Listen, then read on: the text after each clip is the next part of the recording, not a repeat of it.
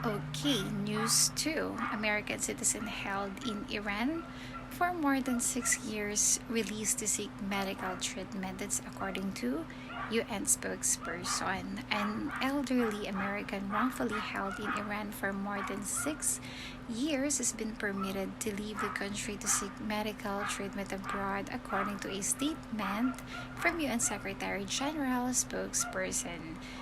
An 85-year-old was released from detention along with his son, Siyomak Namazi, Dujarik said. The conditions of what appears to be a temporary release for both father and son are unclear at this time.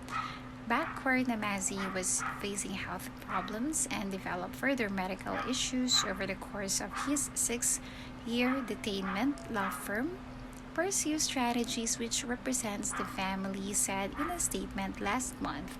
Jared Janser, the Namazi's attorney, in a statement Saturday that Bakwar Namazi's travel ban has been lifted, and that for the first time in 7 years.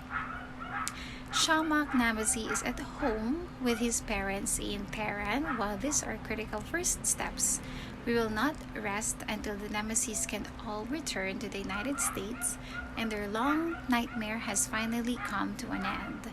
So U.S. efforts to free the Namazis as well as 2 other wrongfully detained Americans, Imad Shargi and Morad Tanbas, have failed to yield results.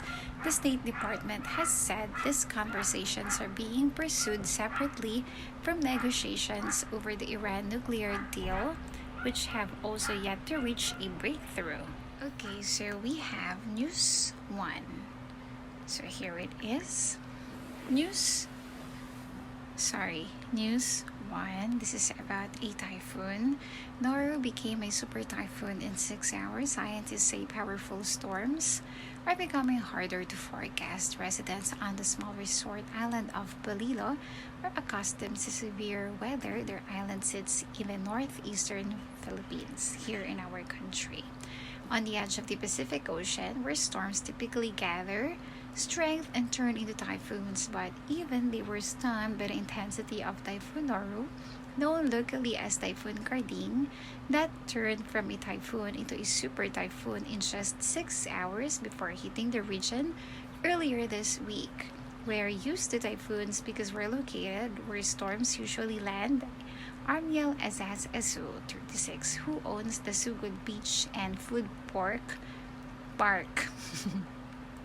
on the island, a bistro under palm trees where guests drink coconut juice in tiny thatched huts, but everything is very unpredictable, he said.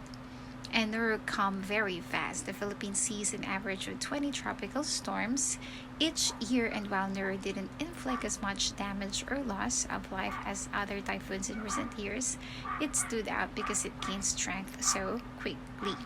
Experts say rapidly developing typhoons are said to become much more common as the climate crisis fuels extreme weather events, and at the same time, it will become harder to predict which storms will intensify and where they will track.